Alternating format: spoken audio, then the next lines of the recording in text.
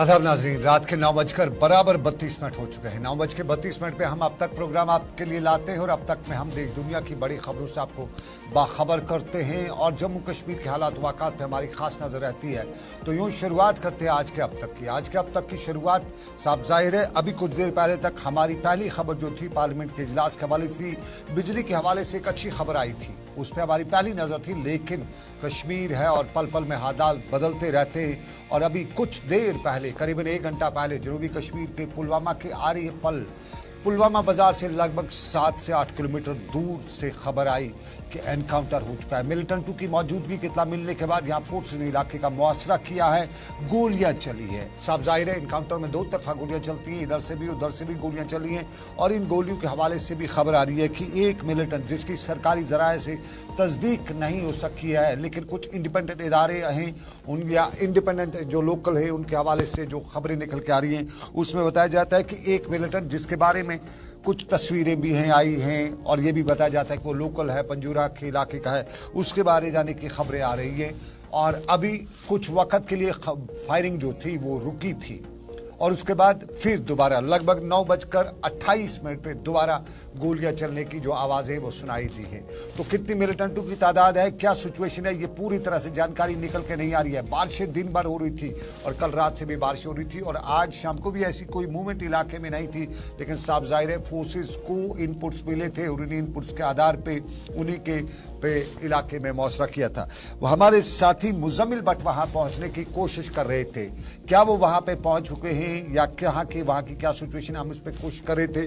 बाहर बहुत बारिशें हो रही थी और हमने मुजम्मिल को ये ड्यूटी लगाई थी कि वो जाए वहां पे और देखे क्या कुछ सिचुएशन है हो सके। तो क्या मुजम्मिल वहां नहीं पहुंच सके हैं, हमें जो तस्वीरें आ रही है मुजम्मिल की वो वहां नहीं पहुंच सके। बहुत मुजम्मिल शुक्रिया, मुजम्मिल बहुत बहुत शुक्रिया। बताइएगा तस्वीर से लेके बाकी हालात में बताइएगा, क्या कुछ अपडेट है आपके पास, क्या बताया जा रहा है।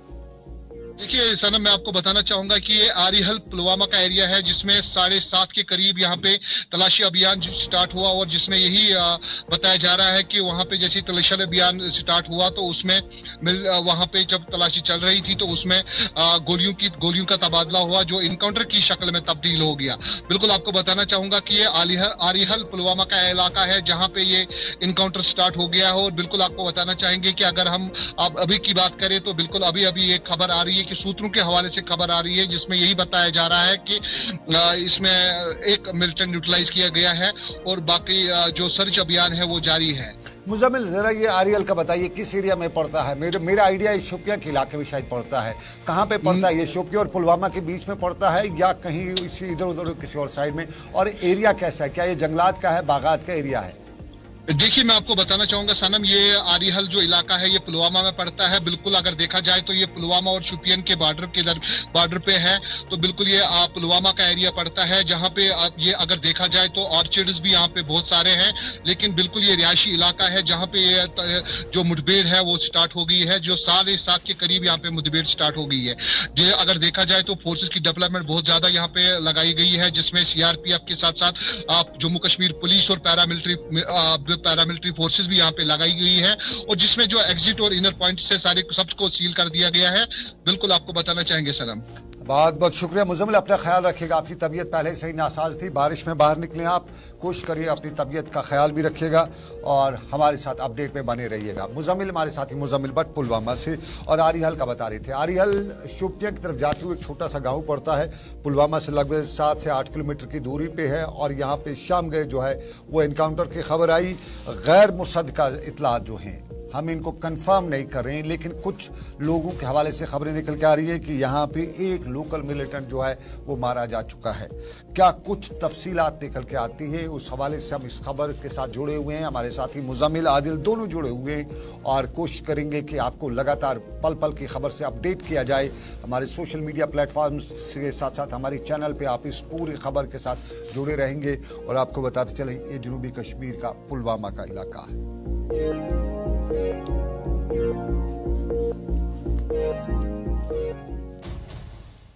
और नाज़रीन, अब दूसरी खबर पर नजर रखते हैं। ये दूसरी खबर दिल्ली से है। 4 दिसंबर को पार्लियामेंट का खुसूसी इजलास मुनक्कद होने जा रहा है। ये इस सरकार का लगभग आखिरी इजलास हो सकता है, क्योंकि अगले इस साल 2023 में विंटर सेशन का जो इजलास है इसमें है। दुनिया की इस पर नजरें हो या ना हो, लेकिन जम्मू कश्मीर की 2 ग्रुप्स की, 2 तबकों की इस पर खास नजर है। और इन 2 तबकों में पहाड़ी और गुज्जर कम्युनिटी के लोग जो हैं वो इस पर खास नजर रखे हुए। पहाड़ी कम्युनिटी के लोग बता रहे हैं कि उनको उम्मीद है कि बीजेपी अब की बार उनका मामला जो है हल करेगी, यानी उन्हें जो एसटी का मामला है उसमें उनमें इंक्लूड करेगी। गुज्जर बरादरी के कुछ लोग जो है वो इसकी मुखालफत करते हैं। और कुल मिला के जो खबरें निकल के आ रही है, इस इजलास के दौरान मजबूत सरकार की जानिब से 18 बिलें टेबल की जाएंगी और इस सिलसिले में पार्लियामेंट सेक्रेटरी की जानिब से बाज़ाब्ता तौर पर फहरिस्त भी जारी की गई। और जम्मू कश्मीर के हवाले से 4 दिसंबर से शुरू होने वाले इजलास के दौरान जो बिलें टेबल पर रखी जाएंगी, जिनका मसूदा तैयार किया गया है और काबीना ने कई की मंजूरी भी दी है, वो जम्मू कश्मीर में खवातीन के लिए 33% रिजर्वेशन है और ये ऐवान में रखी जाएगी। 33% रिजर्वेशन बिल जो है खवातीन के लिए है वो इसमें रखी जाएगी। और शेड्यूल ट्राइब बिलों को भी मंजूरी के लिए पेश किया जाएगा, यानी पहाड़ियों के लिए जो बिल है शेड्यूल ट्राइब बिल, वो भी मंजूरी के लिए पेश की जाएगी। आपको याद होगा जुलाई के में जो पार्लियामेंट का इजलास हुआ था, ये बिलें पेश नहीं हो सकी थी और खसूसी पार्लियामेंट इजलास के दौरान इन बिलों के ऐवान में टेबल रखने की गुंजाइश नहीं थी। और अब सरकार ने 4 दिसंबर से शुरू होने वाले इस इजलास के दौरान जम्मू कश्मीर के हवाले से 3 बिलों को ऐवान में टेबल करने का फैसला किया है। यानी अच्छी खबर है पहाड़ी तबके के लिए। और पहाड़ी तबके के साथ साथ आपको बताते चले, जम्मू कश्मीर में खवातीन की 33% रिजर्वेशन का जो मामला है उस पर भी सबकी नजरें हैं, क्योंकि कुछ लोग कहते हैं कि आने वाले जो इंतखाबात होंगे जम्मू कश्मीर के असम्बली के, उसमें अब तक रिजर्वेशन जो है खवातीन को नहीं थी, तो आने वाले वक्त में खवातीन को खसूसी रिजर्वेशन यानी 33% रिजर्वेशन जो है वो दी जाएगी।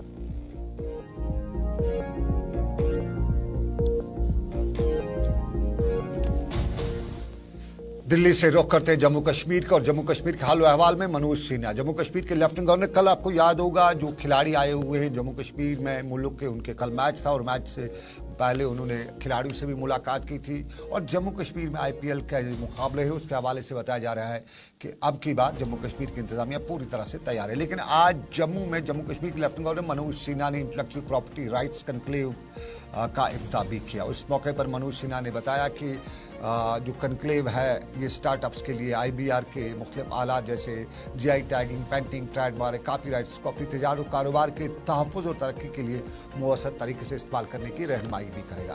उन्होंने बताया कि हैंडलूम और हैंडीक्राफ्ट की 10 मसनूआत और ज़राअत और उससे मुंसलिक शोबे की 5 मसनूआत को GI टैग मिला है और ये जम्मू कश्मीर के हैंडलूम और हैंडीक्राफ्ट डिपार्टमेंट के लिए एक बड़ी कामयाबी भी है और इससे जम्मू कश्मीर की एंटायर कम्युनिटी को फ़ायदा भी मिलेगा और जम्मू कश्मीर की इक़्तिसादी तरक्की को भी फ़रोग़ मिलेगा। मनोज सिन्हा की तकरीर का कुछ हिस्सा और उसके बाद हम बड़े खुलासे पे आएंगे। ये खुलासा हमने पिछले साल किया था, उसके बाद आज बाज़ाब्ता तौर पर ED ने उस पर कार्रवाई की है। लेकिन क्या बताया मनोज सिन्हा ने, पहले वो।